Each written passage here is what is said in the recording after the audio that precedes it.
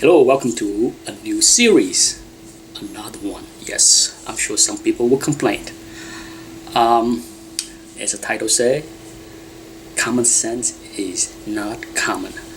Um, it's probably the most common saying in my household.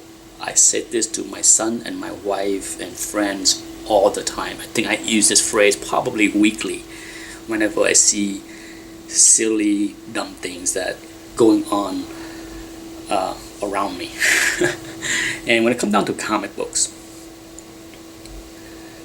common sense is not common has a lot of places in this hobby. For one thing, for this very first episode is when something is too good to be true, it is. Have I gotten deals on eBay? Great deal, awesome deals? Yes, and I'm sure many of us have had situation where we got something for dirt cheap because the seller mislist something or naive about the book or whatever it is. Okay, so it has happened, but there are situations where red flags are flashing, waving, and yet some of us cannot stop ourselves from doing the silly dumb things. I have heard this many times. Oh, you can always file a complaint with eBay and get your money back. Really? Really? Do you want to go through all that hassle, press on that buy button, pay for it, sit there and wait for a week, exchanging, contacting the sellers for days, all that hassle, and then file a complaint with PayPal or eBay, and then wait a few more days or weeks to get your refund? Yeah, that sounds like something that's worth gambling, right? Not here. Okay, so whenever I hear people throw out that, oh, you can always get your money back, no, use some common sense and avoid the bullshit. Okay, holy crap, it's stupid. Some people would rather step on the bullshit first and then trying to wipe their shoes off. Huh? Really? How about walk around the shit before you step on the shit and then have to wipe it off, right? Common sense.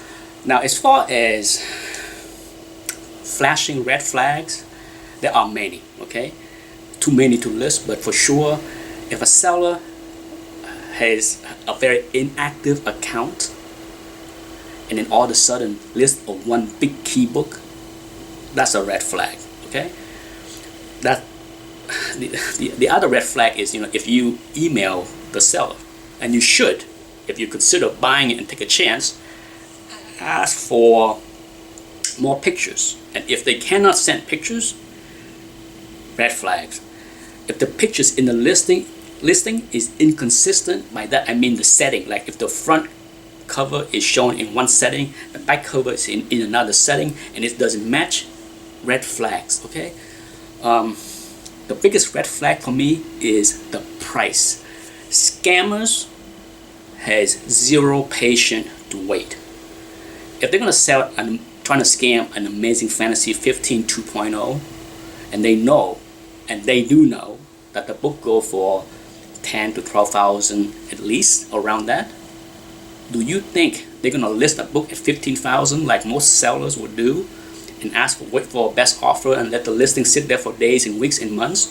Or do they want to get their money now, cut the bait, run, clear the account before the scam is caught so that PayPal and eBay cannot reverse the charge? So what would they do? They would list the book way cheap, like 5,000, 6,000, something silly, stupid that will entice those that cannot stop themselves from stepping onto the shit, right? Yeah. So biggest red flag is silly, undervalued books, key books. Okay, the scammer is not going to try to scam you out of a Hulk 271, a semi key for $50. Okay, they want to get something in the thousands. Okay, I rarely hear someone say, "Oh man, I got conned out of a Hulk 271." You might get conned out of a Hulk 181. So when it comes down to common sense, yes, I will say this again, common sense is not common because a lot of people knowingly step on the shits. That's it for the first episode. Thank you. Bye bye.